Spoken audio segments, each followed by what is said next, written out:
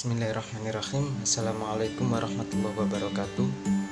Nama saya Muhammad Taifur Zulfikar, NIM 060403200090. Nama saya Novel Dava Arif Wicaksana, NIM saya 060403200091. Saya Nusatul Ainiyah dengan NIM 060403200092. Di sini saya akan menjelaskan memahami media pengolah kata.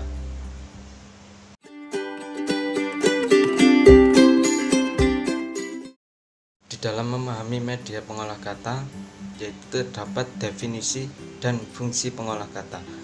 Definisi pengolah kata ialah program untuk melakukan penyusunan, penyuntingan, dan pemformatan dokumen serta mencetaknya pada media cetak seperti kertas. Dan fungsi pengolah kata yaitu 1. Membuat sebuah dokumen, 2. Mengedit dan melakukan pemformatan pada makalah, jurnal, buku, dan dokumen lainnya. 3. Mencetak sebuah dokumen. 4. Membuat sebuah poster kecil dan sederhana. Adapun contoh macam-macam pengolah kata: 1. Microsoft Office Word, 2. WordStar, 3. WordPerfect, 4. StarWriter, 5. StarOffice, 6. Open Office Writer, 7. CWriter, 8. AbiWord. Langkah-langkah cara menjalankan Microsoft Word sebagai berikut.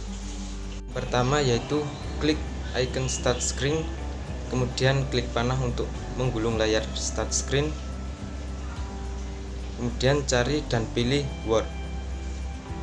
Kedua yaitu tekan kombinasi tombol Windows dan R untuk membuka run. Ketik atau tulis WinWord.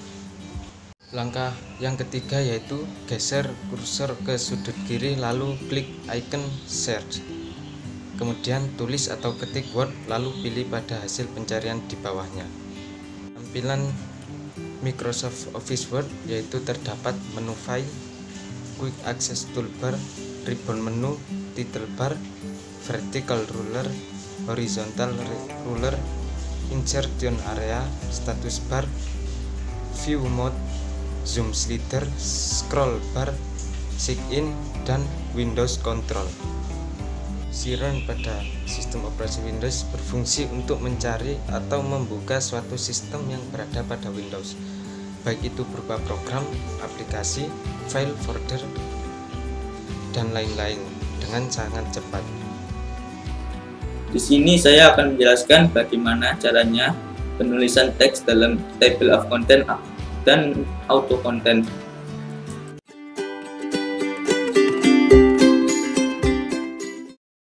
Teknik penulisan auto table. Di dalam teknik penulisan auto table terdapat yang namanya daftar isi. Daftar isi merupakan sebuah komponen yang wajib ada bagi penulis, karena semua penulis akan mencantumkan daftar isi di dalamnya. Ada banyak cara untuk membuat daftar isi, diantaranya dengan cara manual, semi-manual, dan otomatis. Namun, kebanyakan dari orang itu masih menggunakan cara yang manual. Hal ini dikarenakan karena mereka belum tahu bahwa daftar isi bisa dibuat dengan cara otomatis. Pada teknik kali ini, kita akan bahas bagaimana cara daftar isi yang otomatis dengan aplikasi Word. Membuat file di Microsoft Word, selanjutnya kita buat dulu bab dan subbab, dan apa saja yang akan tertera di daftar isi, diantaranya kata pengantar, prolog, pendahuluan, tentang penulis, dan indeks. Adapun langkah-langkah diantaranya: yang pertama, buatlah file di Microsoft Word, kemudian pilih menu reference, kemudian pilih menu table of content. Di dalam table of content, Anda bisa memilih sesuka hati kalian atau kebutuhan kalian. Kedua, atur style tulisan pada judul bab menjadi heading 1 atau heading 2.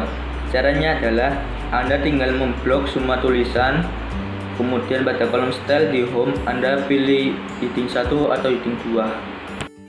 Yang ketiga, jika Anda sudah, tahap selanjutnya adalah pemberian halaman atau page number.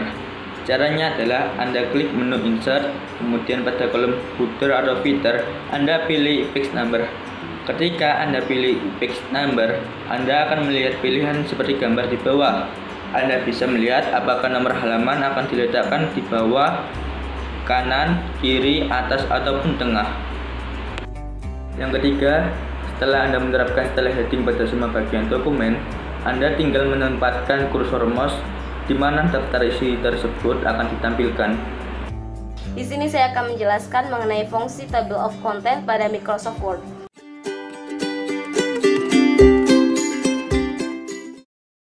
Baik, di sini saya akan menjelaskan mengenai 3, yaitu table of content, add text, dan update text. Yang pertama, kita akan membahas table of content. Table of content ini digunakan untuk pengelolaan daftar isi. Dengan menu ini, user bisa menyisipkan daftar isi otomatis pada sebuah halaman dokumen. Kalian pasti pernah memperhatikan makalah-makalah cutting atau makalah-makalah di WordPress atau di Blogspot. Pasti mereka itu kan daftar isinya itu rapi gitu ya. Nah, daftar isi tersebut bagaimana bisa rapi dan bisa disisipkan secara otomatis, yaitu menggunakan table of content. Dari sinilah fungsi table of content pada Microsoft Word. Kemudian add text. Apa itu add text? Add text ini digunakan untuk mengelola paragraf terpilih dalam katanya sebagai entry dalam daftar isi yang sudah dibuat. Kemudian ada update table. Update table ini digunakan untuk memperbarui daftar isi. Jadi ketika kita ingin mengubah daftar isi, nanti akan dijelaskan mengenai bagaimana cara pemakaiannya ya. Digunakan untuk memperbarui daftar isi adanya perubahan pada sebuah dokumen. Misalnya, saat Anda menghapus suatu judul atau subjudul, tidak secara otomatis mempengaruhi status daftar isi.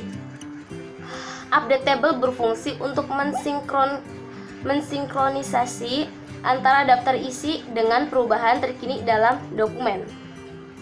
Kemudian, bagaimana cara membuat table of content, table of figure, dan list of table?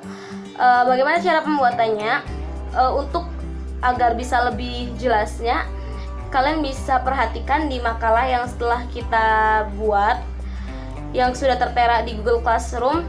Karena akan melihat di bagian cara membuat table of content dan table of figure dan list of table. Di situ sudah dijelaskan mengenai pembuatannya.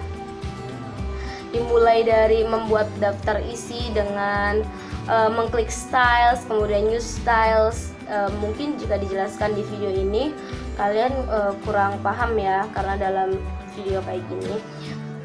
Jadi kalian bisa lihat di makalah kita. Jika ada yang ditanyakan, silahkan sisipkan pertanyaan di bagian forum di bagian Google Classroom.